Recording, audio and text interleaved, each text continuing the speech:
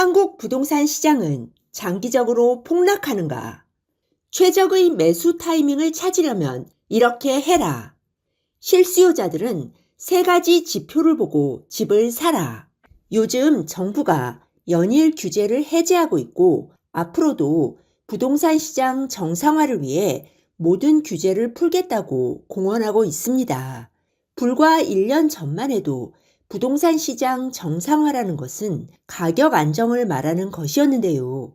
1년 만에 그 의미가 완전히 바뀌었고 사람들이 이러한 상황에 어느새 적응해 버린 것을 보면 새삼 놀랍습니다.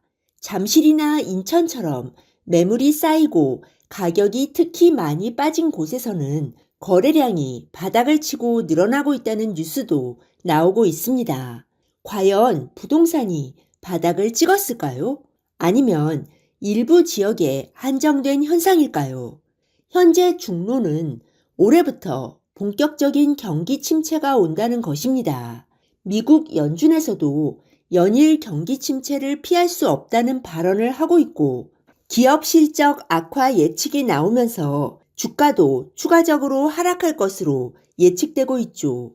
보통 부동산이 주식보다 더 늦게 움직이기 때문에 빨라도 내년 하반기 이후에나 반등을 점치고 있습니다.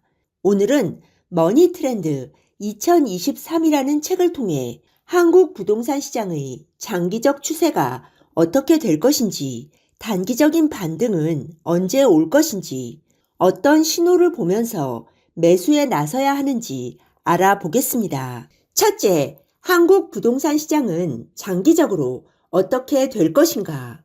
이 책은 서울은 세계적으로 봐도 매력이 있는 도시라고 말합니다.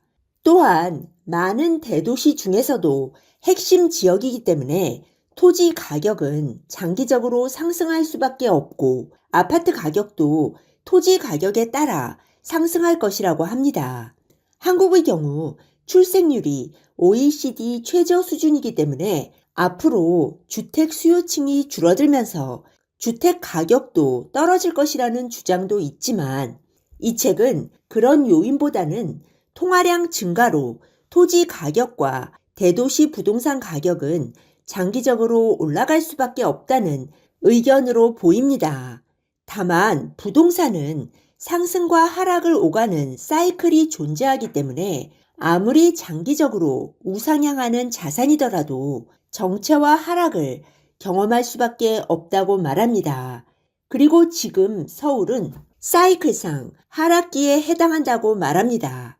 둘째, 부동산 시장은 언제 반등할 것인가? 이 책은 최소 1, 2년간의 하락장을 거쳐 2020년대 중반 이후 1, 2년간의 정체기를 경험하고 나서야 다시 반등이 올 것으로 예측합니다.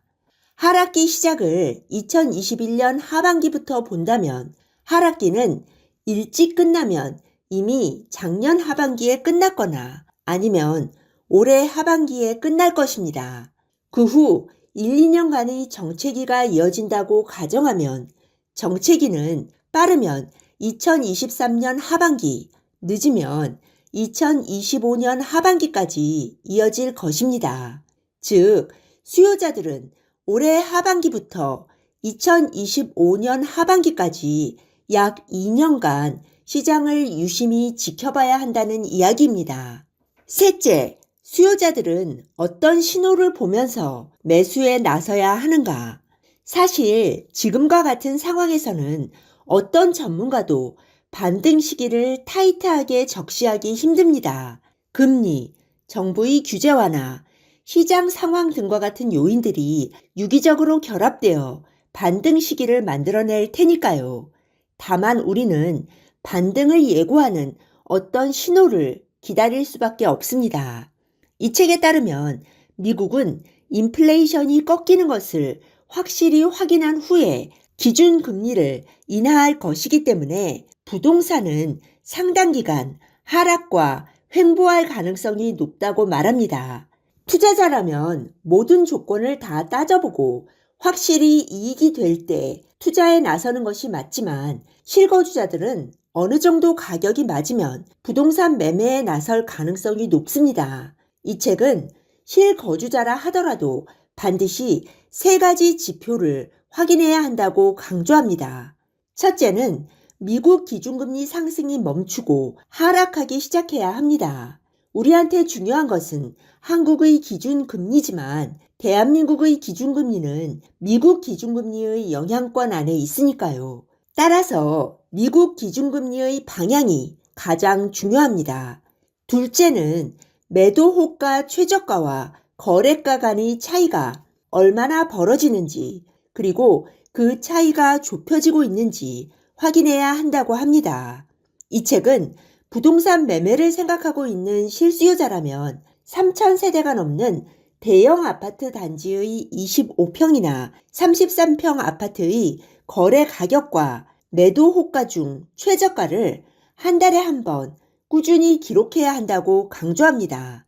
매도 호가 중 최저가가 중요한 이유는 시장의 심리를 가늠할 수 있기 때문입니다. 매도 호가 중 최저가임에도 매수 문의가 없어서 거래가 이루어지지 않는다는 것은 아직도 반등의 기미가 없다는 의미입니다. 그리고 매도 호가 데이터를 모아야 하는 가장 큰 이유는 매도 호가는 데이터베이스에 잡히지 않는 생생한 지표이기 때문입니다.